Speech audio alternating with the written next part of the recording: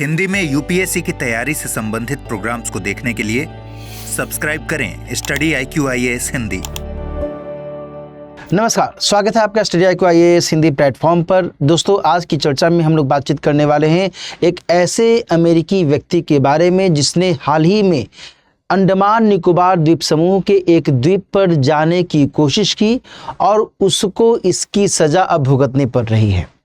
आपको ये जानकर के ताज्जुब होगा कि भाई यदि वो व्यक्ति अंडमान निकोबार द्वीप समूह के किसी द्वीप पर गया भी तो आखिर उसे सज़ा क्यों भुगतनी पड़ रही है, आखिर उसका क्या ऐसा अपराध रहा, उसने अपराध किया है, उसे किस अपराध के कारण सजा दी जा रही है, ये तो हम लोग समझेंगे ही, जानेंगे ही। लेकिन साथ ही हम लोग ये भी समझेंगे कि जिस पार्टिकुलर द्वीप पर वो गया वो अपने आप में बहुत खास द्वीप है। ये अंडमान निकोबार द्वीप समूह में जो अंडमान वाला इलाका है ना, अंडमान के अंतर्गत ही नॉर्थ सेंटिनलीज आइलैंड के तौर पर इसे जाना जाता है। उत्तरी सेंटिनलीज द्वीप के तौर पर इसकी ख्याति है और इसकी ख्याति इस कारण से है क्योंकि यहाँ पर एक बहुत ही खास जनजाति का निवास स्थान है जिसे सेंटिनलीज के नाम से जाना जाता है। आज की चर्चा में हम लोग इन्हीं के बारे में थोड़ा विस्तार से जानने समझने की कोशिश करेंगे और साथ ही अंडमान निकोबार द्वीप समूह से संबंधित इन जनजातियों के बारे में भी कुछ खास पहलुओं को भी समझने की कोशिश करेंगे। स्वागत है आपका। यहाँ पर सामने मैंने पैनल पर इसी महत्वपूर्ण खबर के बारे में जो महत्वपूर्ण क्लिप्स हैं वो मैंने मेंशन किया हुआ है। पहली खबर में आप देख पा रहे हैं कि अमेरिका के इस व्यक्ति को गिरफ्तार किया गया और कहा जा रहा है कि ये जो व्यक्ति है ये 26 मार्च के दिन पोर्ट ब्लेयर से रवाना होता है एक नौका के माध्यम से और इस द्वीप पर जाता है।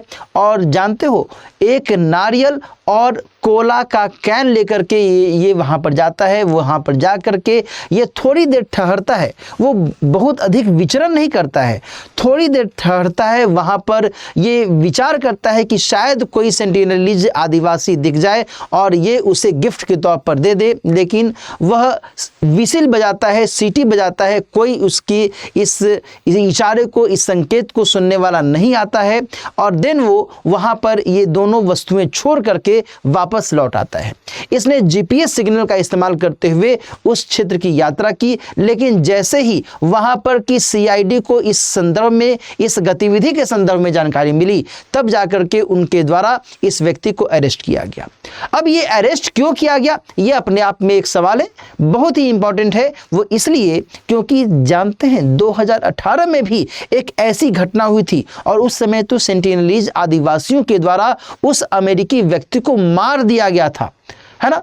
तो यहाँ पर इस व्यक्ति के द्वारा जो इस तरीके से कदम उठाया गया, अपनी जान पर खेल करके इतनी बड़ी गतिविधि को अंजाम देने की कोशिश की गई, यह अपने आप में एक अपराध के तौर पर देखा जा रहा है। आज की चर्चा में हम लोग इन्हीं सब महत्वपूर्ण बिंदुओं पर बातचीत करने वाले हैं। सामने मैंने मैप के माध्यम से आपको वो जो लोकेशन है बताने की कोशिश की है कि ये आप देख पा रहे हैं, ये बंगाल की खाड़ी का इलाका है। ये अंडमान आइलैंड्स के अंतर्गत जो नॉर्थ सेंटिनल आइलैंड है, जो उत्तरी सेंटिनल द्वीप के तौर पर जाना जाता है, ये वही इलाका है और यहीं पर इस व्यक्ति के द्वारा हाल के समय में गतिविधियां की गई हैं। यहाँ पर इसी के संदर्भ में थोड़ा सा हम लोग और विस्तार से जानने समझने की कोशिश करेंगे। लेकिन आगे बढ़ने से पहले मैं आपको यह भी बता दूं कि यदि आप सिविल सेवा परीक्षा की तैयारी कर रहे हैं और आप चाहते हैं कि बहुत ही शानदार और जानदार तरीके से अपने GS के पाठ्यक्रम को पूरा करें, कवर करें, तो आपका स्वागत है दोस्तों इस खास बैच में जिसकी शुरुआत 11 अप्रैल से शाम में 6 बजे से हो रही है। यदि आप इसका हिस्सा बनना चाहते हैं तो राइट नाउ आप दिलीप लाइव कोड का इस्तेमाल करते हुए मात्र 33,999 रुपये में इस कोर्स को ज्वाइन कर सकते हैं। इसकी कई सारी खासियतें हैं, जैसे कि इसमें आप PRP यानी कि प्री रेसिडेंशियल प्रोग्राम और MRP यानी कि मीन्स रेसिडेंशियल प्रोग्राम का हिस्सा बन सकते हैं। साथ ही आपको इसके माध्यम से लाइव ऑनलाइन कक्षाएं मिलती हैं। इसके अलावा आपको लगातार मेंटर्स के माध्यम से असिस्टेंस मिलता है। कई सारे जो तमाम फीचर्स हैं, इसके जरिए आप अपनी तैयारी को सही दिशा में आगे बढ़ा सकते हैं। इसके बारे में यदि आप विस्तार से जानना चाहते हैं तो आप इसी वीडियो के डिस्क्रिप्शन बॉक्स में जो लिंक दिया हुआ है उसे क्लिक कीजिएगा, तो उसके माध्यम से आपको इसके फीचर्स के बारे में और जानकारियां मिल जाएंगी। तो ये ध्यान रखिएगा, दिलीप लाइव कोड का इस्तेमाल करना है। इसके माध्यम से आप इस कोर्स को बहुत ही एफोर्डेबल फी में ज्वाइन कर सकते हैं। यहाँ पर सामने मैंने उस व्यक्ति की एक तस्वीर मेंशन की हुई है जो कि सेंटिनलीज आदिवासी समूह से जुड़ा हुआ है। और जानते हो ये तस्वीर कब की है? आपको शायद ध्यान हो कि 2004 में भारत के दक्षिणी हिस्से में सुनामी का कहर बरपा था, है ना। 26 दिसंबर 2004 का वह दिन शायद आपको ध्यान हो। और उस दौरान में जो भारतीय जो कोस्ट गार्ड टीम के माध्यम से जो हेलीकॉप्टर के द्वारा कुछ दौरा किया जा रहा था, कुछ विजिट्स किए जा रहे थे, स्थितियों का मुआयना किया जा रहा था, तो उसी दौरान जब ये हेलीकॉप्टर उस पार्टिकुलर क्षेत्र से होते हुए जा रहा था तो ये जो व्यक्ति है ये तीर धनुष लेकर के उसको मारने के लिए दौड़ा था और वहां से हेलीकॉप्टर के माध्यम से इसकी तस्वीर खींच ली गई थी। और इस तरीके से मैंने यहां पर इस व्यक्ति की तस्वीर यहां पर आपको दिखाने की चेष्टा की है, एक रिप्रेजेंटेशन के तौर पर, एक प्रतीकात्मक तौर पर यहां पर हम लोगों ने इस व्यक्ति को इस तरीके से देखा।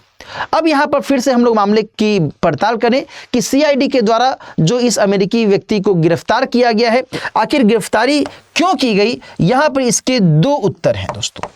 जहां एक तरफ कहा गया कि विदेशी अधिनियम के आधार पर इसको गिरफ्तार किया गया है, वहीं दूसरी तरफ यह भी कहा गया है कि अंडमान निकोबार द्वीप समूह, अंडमान निकोबार द्वीप समूह आदिवासियों का संरक्षण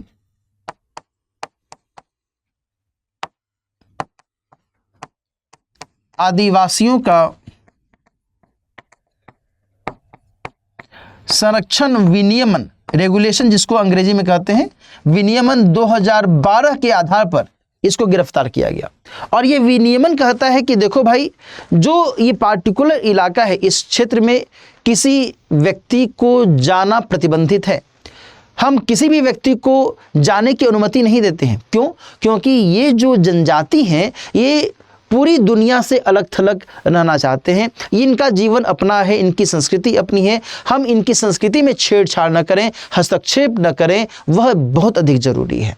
और इसी लिहाज से ये जो रेगुलेशन है यहाँ पर अपने आप में बहुत महत्वपूर्ण भूमिका निभाता है, ताकि किसी भी स्तर पर ये ऐसे किसी भी संक्रमण का शिकार न बनने पावे जिसका इलाज इनके पास में न हो।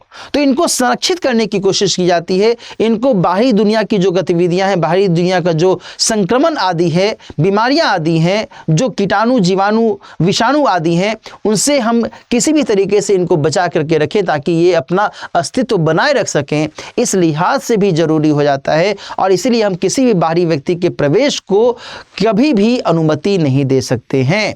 और इन्हीं आधारों पर चूंकि इस अमेरिकी व्यक्ति के द्वारा इस विनियमन का उल्लंघन किया गया और इसी आधार पर इसको अरेस्ट किया गया। ठीक है जी दोस्तों, यहां पर ध्यान रखिएगा कि इस व्यक्ति ने पहले भी यहां पर जाने के प्रयास किए थे और इस तरीके से कुछ जो कानूनी गतिविधियां हैं उसको तोड़ने की कोशिश की थी, उसका उल्लंघन करने की कोशिश की थी। और कहा जा रहा है कि उसने बारातांग द्वीप की यात्रा की और बारातांग द्वीप वाले क्षेत्र में जाकर के जो जारवा जनजाति हैं उनका अवैध तरीके से उनकी वीडियोग्राफी भी की थी, है ना। ये सारी बातें बहुत ये अपने आप में अवैध हैं कि आप किसी भी जनजाति की वीडियोग्राफी करें या फिर आप उसकी फ़ोटो खींचें और देन आप उसको किसी भी सोशल मीडिया पर दिखाएं या फिर कहीं भी आप उसको प्रसारित करें, तो ये उनके अगेंस्ट में, उनके संरक्षण के अगेंस्ट में की गई कार्रवाई मानी जा सकती है। और इसी आधार पर इस व्यक्ति को यहाँ पर इन कारणों से गिरफ्तार किया गया और देन फिर उसके अगेंस्ट में कार्रवाइयाँ शुरू की गई। अब दोस्तों थोड़ा सा हम लोग बातचीत कर लें कि आखिर जो सेंटेनियलीज हैं इनकी क्या विशेषता है। सबसे बड़ी विशेषता तो ये है कि ये पीवीटीजी के अंतर्गत आते हैं, है ना। पीवीटीजी का मतलब होता है पार्टिकुलरली वल्नरेबल ट्राइबल ग्रुप, एक ऐसे जनजातीय समूह जो कि बहुत अधिक वल्नरेबल हैं, सुभेद्य हैं, बहुत अधिक संवेदनशील स्थिति में इनका जीवन रहता है और इसी कंटेक्स्ट में इनकी भूमिका यहाँ पर दिखती है। दोस्तों ध्यान रखिएगा कि विश्व के सबसे अलग थलग रहने वाले जनजातीय समुदाय में से ये एक माने जाते हैं। Getting my point. इसके अलावा शिकार, मत्स्यन, बाहरी लोगों से संपर्क नहीं रखना, ये इनकी कुछ खास विशेषताएं के तौर पर देखी जाती है। Getting my point. अच्छा, यहां पर दोस्तों मैं आपको ये भी बता दूं कि जो अंडमान निकोबार के क्षेत्र में जो महत्वपूर्ण जनजातियां हैं वो टोटल 6 हैं। इनमें ग्रेट अंडमान ओंगे, जारवा, सेंटिनलीज, शोम्पेन और निकोबारी को देखा जाता है। इनमें से जो ग्रेट अंडमान, ओंगे, जारवा और सेंटिनलीज हैं, ये नेग्रिटो समूह से बिलोंग करते हैं, नेग्रिटो समूह। और जो शोम्पेन और निकोबारी हैं, ये दोनों ही मंगोलाइड मानव प्रजातीय समुदाय से या समूह से बिलोंग करते हैं। समझे ना? अच्छा, एक बात मैं आपको और बताऊं कि इन 6 में से जो निकोबारी हैं, इनको यदि छोड़ दिया जाए तो ये सभी जो 5 हैं, ये सभी PVTG के अंतर्गत आते हैं, यानी कि पर्टिकुलरली वल्नरेबल ट्राइबल ग्रुप के तौर पर इन 5 को जाना जाता है। निकोबारी PVTG के अंतर्गत नहीं आते हैं, PVTG नहीं है, ये ध्यान रखिएगा। मान लो कि कभी एग्जामिनेशन में इनको लेकर के सवाल पूछ दिया जाए तो फिर ये बातें आपको सहायता कर सकती हैं। ठीक है, यहां पर दोस्तों ध्यान रखिएगा कि जो PVTG के संदर्भ में हम लोग लगातार बात कर रहे हैं, तो UN ढेबर कमीशन के द्वारा कुछ जो ऐसी विशेष जनजातियां हैं, उनके संरक्षण के मद्देनजर ये एक विशेष जो समूहीकरण है ये किया गया था। और देन आफ्टर, बहुत पहले जब पहली बार इनका समूहीकरण किया गया था तो इनकी संख्या लगभग 50-52 के आसपास थी। बाद में जो है इनकी संख्या बढ़ा करके 75 यानी 75 कर दी गई। वर्तमान में यदि हम PVTG की बात करें तो पूरे भारत में ओडिशा में सबसे अधिक संख्या में PVTG की जो उपस्थिति है वह देखने को मिलती है। ठीक है, ये सारी बातें यहाँ पर आपको ध्यान में रखने की आवश्यकता है। तो इस टॉपिक के माध्यम से मैंने आपको कई सारी महत्वपूर्ण जो जानकारियां हैं उससे रूबरू करवाया है। क्यों इस संयुक्त राज्य अमेरिका के इस व्यक्ति को अरेस्ट किया गया, किस आधार पर अरेस्ट किया गया, सेंटिनलीज जो जनजाति हैं इनकी क्या कुछ खास विशेषताएं हैं, और अंडमान निकोबार द्वीप समूह के क्षेत्र में जो महत्वपूर्ण जनजातियां, इनके संदर्भ में जो भी महत्वपूर्ण बातें हैं वो मैंने आपको इस संक्षिप्त वीडियो के माध्यम से बताने की कोशिश की है। मुझे उम्मीद है निश्चित तौर पर ये टॉपिक आपको पसंद आया होगा। कला संस्कृति के माध्यम से या फिर जो सामान्य तौर पर सांस्कृतिक गतिविधियां रहती है उसके लिहाज से भी जो ये टॉपिक है आपके लिए बहुत अधिक उपयोगी हो सकता है। पीटी के पॉइंट ऑफ व्यू से और मेंस के पॉइंट ऑफ व्यू से कभी यदि इस तरीके से सवाल आपसे पूछा जाए, जनजातियों के संरक्षण आदि को लेकर के सवाल पूछा जाए, तो आप इस माध्यम से अपना उत्तर बेहतर कर सकते हैं। ठीक है जी, यहाँ पर फिर से मैं आपको बता दूं कि यदि आप सिविल सेवा परीक्षा की तैयारी कर रहे हैं तो आप दिलीप लाइव कोड का इस्तेमाल करते हुए 33,999 रुपये में जो यह कोर्स स्टार्ट हो रहा है 11 अप्रैल से शाम में 6 बजे से, उसमें इनरोल कर सकते हैं और इसके जरिए आप अपनी GS की तैयारी और बेहतर तरीके से आगे बढ़ा सकते हैं। इस संदर्भ में विशेष जानकारी यदि आपको चाहिए तो मैंने आपको बता दिया कि इसी वीडियो की डिस्क्रिप्शन बॉक्स में जो लिंक दिया हुआ है उसको आप क्लिक कर सकते हैं, उसके माध्यम से आपको इसके बारे में विशेष जानकारी मिल सकती है। इसके बारे में और कुछ जानना चाहिए और कुछ यदि आपके पास में डाउट है तो फिर आप मुझसे मेरे मेल आईडी के माध्यम से संपर्क कर सकते हैं। मेरा मेल आईडी है dilip.kumar@studiiq.com, DILIP ये मेरे नाम का स्पेलिंग है। इसके माध्यम से आप मुझसे मेल के माध्यम से कांटेक्ट कर सकते हैं। ठीक है, आज की चर्चा हम लोग अब यहीं पर समाप्त करते हैं। मिलते हैं फिर किसी और टॉपिक के साथ, किसी और चर्चा के साथ। तब तक अपना ख्याल रखिए। All the best. हिंदी में UPSC की तैयारी से संबंधित प्रोग्राम्स को देखने के लिए सब्सक्राइब करें स्टडी IQ IAS हिंदी।